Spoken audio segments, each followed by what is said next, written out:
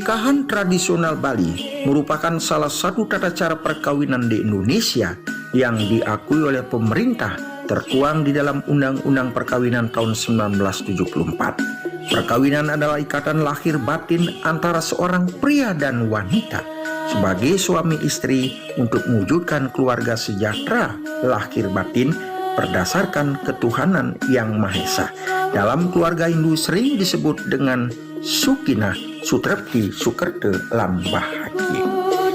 Perkawinan itu sah apabila dilakukan secara adat, agama, budaya, dan kepercayaan kita masing-masing. Sebagai wujud dharma agama dan dharma negara, perkawinan itu harus dicatatkan di suku dinas catatan sipil.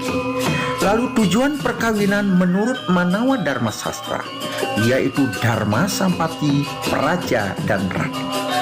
Tata cara dalam perkawinan Hindu disesuaikan dengan desa Kalipatra, desa Mawasatra, yaitu menentukan hari baik, mulai calon mempelai laki-laki mesedak atau memberitahukan akan terjadi peminangan yang ditandai dengan paikatan tukar cincin serah-serahan.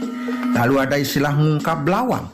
Laki-laki datang untuk mengetuk pintu dengan upacaranya dibarengi dengan tembang-tembang ngungkap lawang akan dibawa ke tempat laki-laki untuk diupacarai.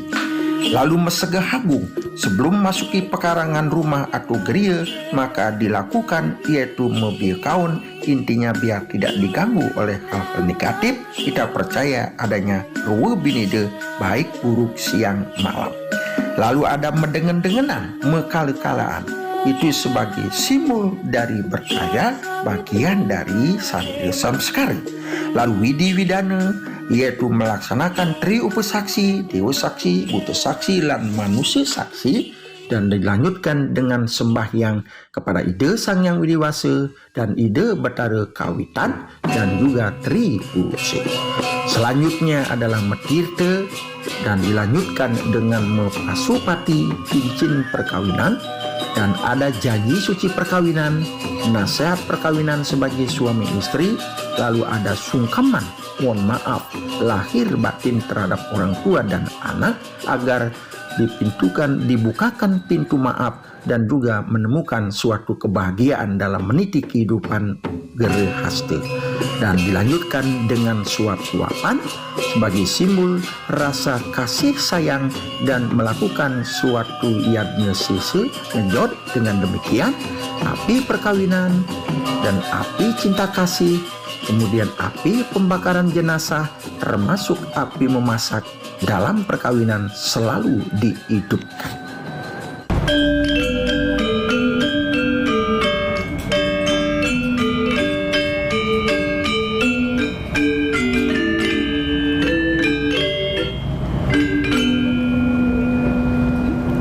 Om Swastiastu.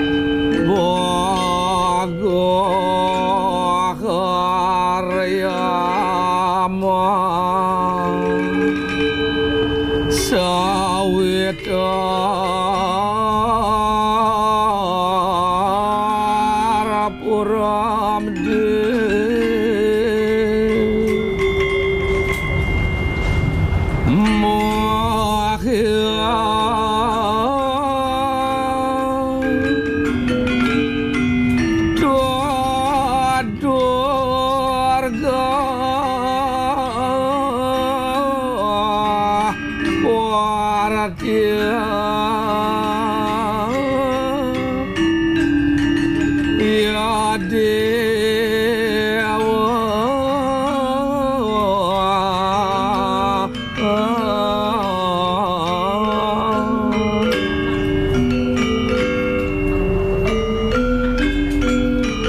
Dalam perkawinan, engkau disatukan untuk mencapai kebahagiaan. Engkau akan hidup selamanya, dan Tuhan akan hadir sebagai saksi dalam perkawinan ini. Dikutip dari Rekweda Mandala 10 Adiaya 85 Seloka 36. Para mesanti ngawit Om Santi Santi Santi Om. Om Swastiastu, Om Awigenam Astu, Namo Sidam. Apa kabar umat sedharma dan pemirsa di seluruh Nusantara? Semoga dalam keadaan sehat, sejahtera, berbahagia dan senantiasa dalam lindungan Ida Sang Yang Widiwasa. Senang sekali kita berjumpa kembali dalam acara Mimbar Agama Hindu bersama saya Ninyoman Rawi Praba. Telah kita dengarkan tadi pembacaan sloka oleh rekan kita yaitu Bapak I Gusti Bagus Duyantara dan adik KD Gita Saraswati mengenai wiwaha. Nah, sebentar lagi akan kita dengarkan sedikit ulasan mengenai wiwaha oleh narasumber kita yaitu Bapak DRS Iketut Budiase M. Philha. Pemirsa, jangan kemana-mana, tetap bersama kami di TVRI, Media Pemersatu Bangsa.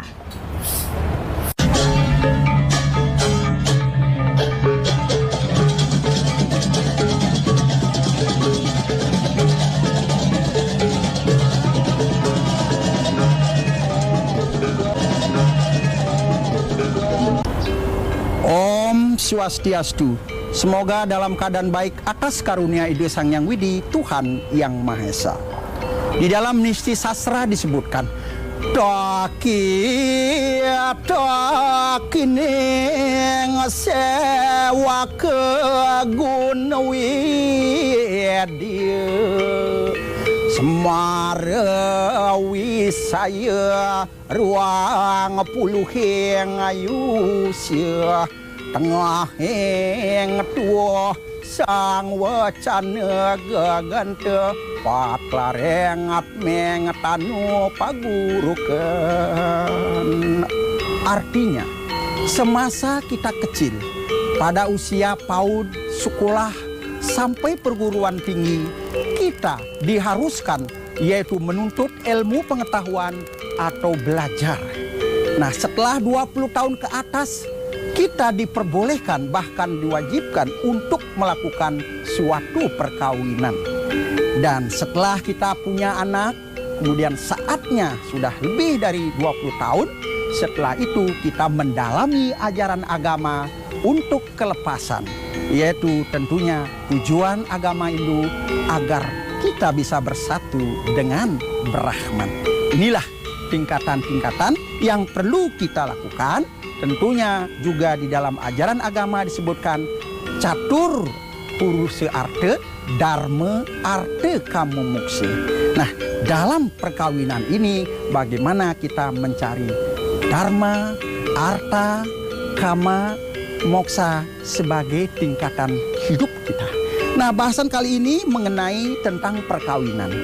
Perkawinan di dalam Undang-Undang Perkawinan tahun 1974 pasal 1 disebutkan, perkawinan adalah ikatan lahir batin antara seorang pria dan wanita sebagai suami istri untuk mewujudkan keluarga yang sejahtera dan bahagia berdasarkan ketuhanan yang Maha Esa. Nah, tentunya di dalam agama Hindu adalah keluarga sukinah, sutrepti, sukerte, lan bahagia. Nah, tentunya bagaimana syarat-syarat tentang perkawinan? Nah, syarat-syarat perkawinan itu tentunya sudah ya cakap bertindak menurut hukum, tentunya sudah melebihi atau sudah kita tidak bertentangan dengan undang-undang perkawinan, yaitu 18 tahun ke atas ya diperbolehkan untuk melakukan suatu perkawinan atau 20 tahun ke atas. Nah, kemudian apa tujuan dari perkawinan? Nah, tujuan perkawinan tetapi di dalam Manawa Dharma Sastra disebutkan yaitu Dharma Sampati, Rati, dan Praja. Kemudian di dalam undang-undang perkawinan itu di pasal 2 disebutkan bahwa perkawinan itu sah apabila dilakukan secara ya agama masing-masing atau kepercayaan masing-masing ya secara ritual adat budaya. Nah, kemudian perkawinan itu sah apabila dilakukan yaitu dicatatkan suku dinas catatan sipil. Nah, tentunya memargi yaitu dharma agama dan dharma negara. Nah, dalam perkawinan ini yang penting diharapkan sekali adalah bagaimana kita melahirkan anak yang suputra, anak yang berbakti kepada orang tua, tentunya lebih luas lagi kepada catur guru, guru rupake, guru pengajian, guru wisese, dan guru swadhyaya. Nah, harapan kita dalam perkawinan ini mempunyai putra. Put artinya neraka, ra artinya menyeberangkan orang tua dari neraka melalui dengan mempunyai keturunan anak. Anak inilah yang melanjutkan keturunan kita tentunya sebagai keluarga. Makanya ada nyanyian ya, harta yang paling berharga adalah keluarga. Nah, itu yang secara umum katakan.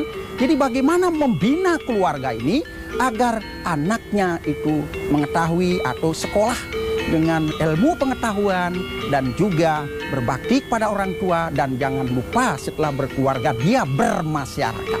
Mungkin di luar Bali itu metempek bermasyarakat, di Bali diikat oleh Pura Kayangan 3, yaitu Pura Desa, Pura Segara, Pura Dalam, dan adat. Nah, disinilah tentunya dengan masuk sebagai umat Hindu, keluarga Hindu, jangan lupa kita ikuti adat atau peraturan-peraturan yang ada di desa tersebut untuk mencapai ketertiban. Karena manusia sebagai makhluk sosial, apapun jabatannya, kedudukannya, kekayaannya, kita tentu memerlukan bantuan orang lain. Semuanya itu adalah titipan. Karena disebutkan ikang wibawa tan wawe kang pati hananya sekarang mulai pejah kita dusta mantu itu. Jadi segala harta benda, kekayaan yang kita miliki termasuk pangkat itu tidak akan dibawa mati. Dia menunggu selama kita masih hidup. Setelah kita mati kembali berbohong. Maka melalui perkawinan ini kita diharapkan yaitu bekerja dalam ritual perkawinan itu jelas dijelaskan yaitu berkarya. Nah, tentunya dengan keterbatasan waktu, nah, saya akhiri dulu pertemuan ini. Nanti lain kali kita sambung dengan Parama Santi. Om Santi, Santi, Santi. Semoga damai di hati, damai di dunia, damai selamanya. Pemirsa di seluruh Nusantara, telah kita dengarkan tadi sedikit ulasan mengenai pawiwahan menurut agama Hindu oleh narasumber kita, Bapak DRS Iketut Budiase M. Philha.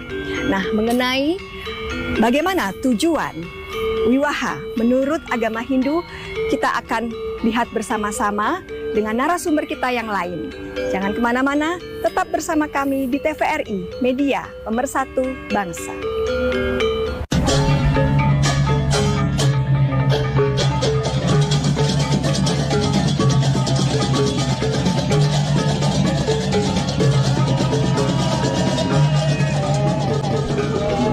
Om Swastiastu.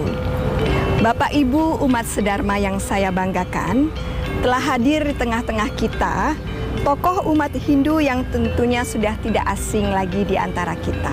Beliau adalah Bapak Ide Bagus Nugraha.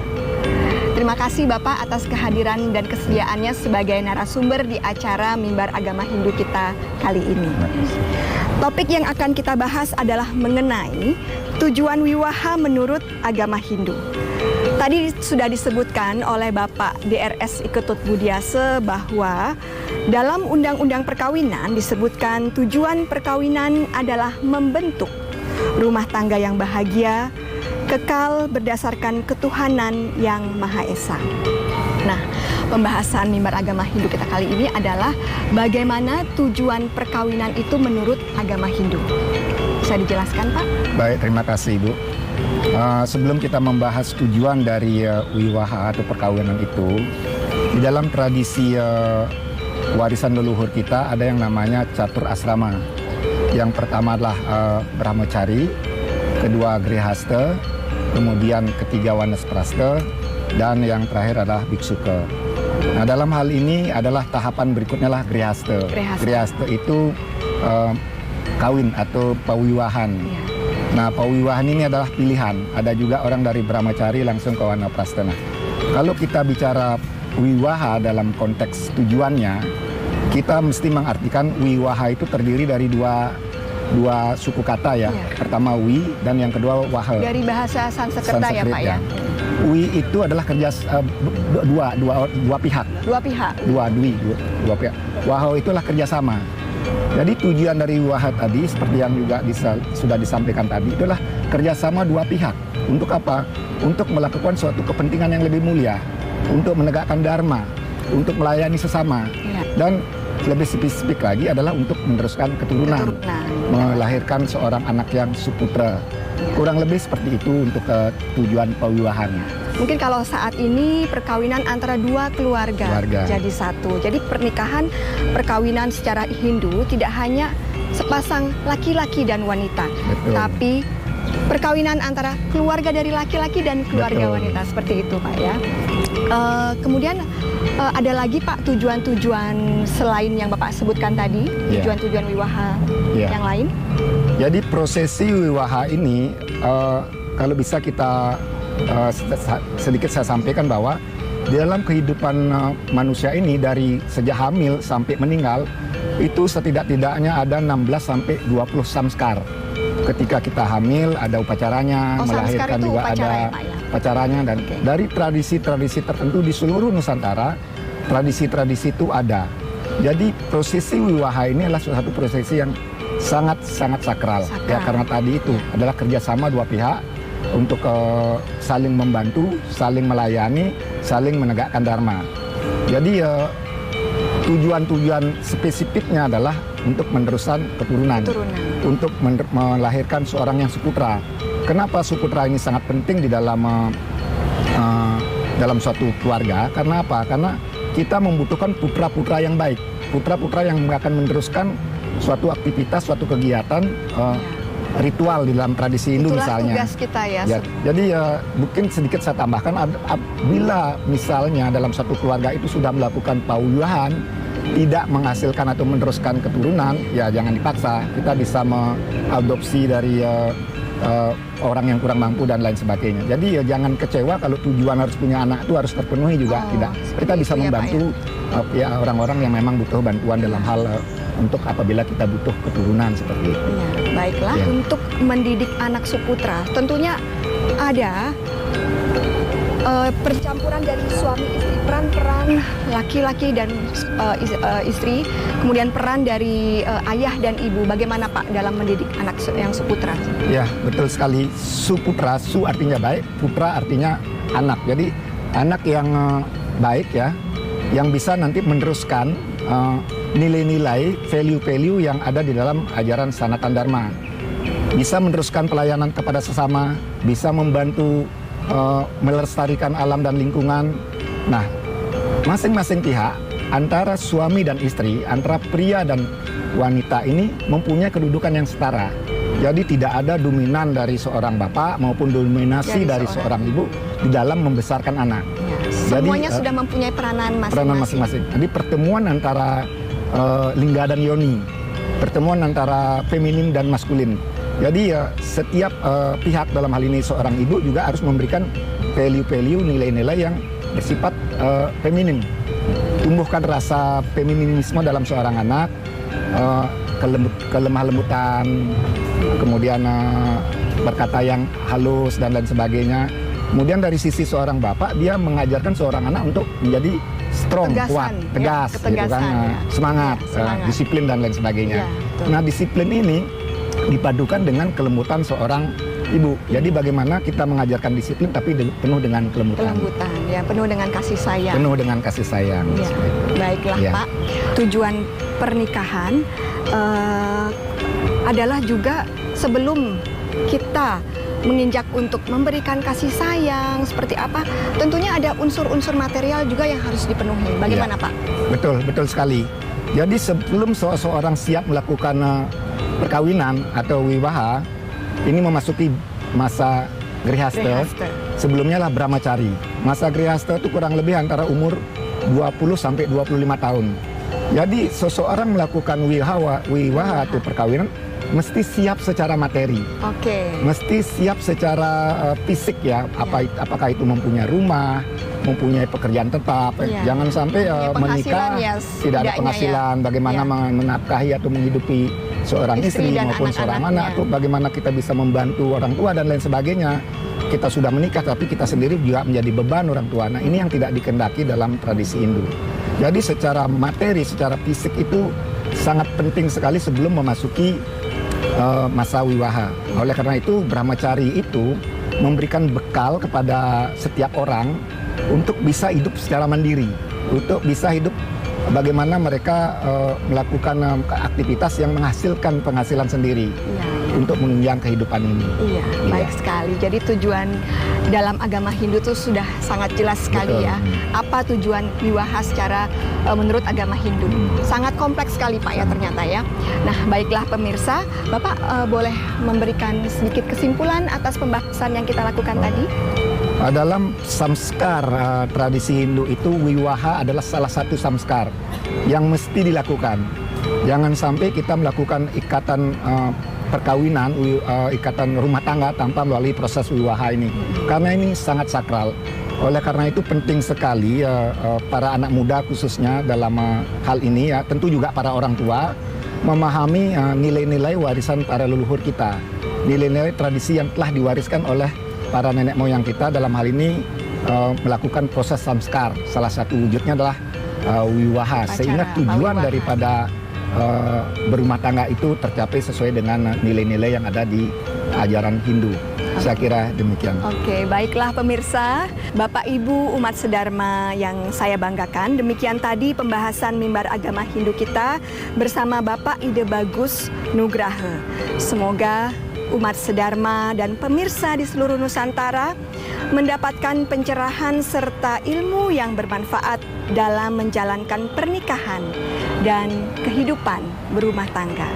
Saya tutup acara mimbar agama Hindu kita kali ini dengan Paramasanti. Om Santi, Santi, Santi. Om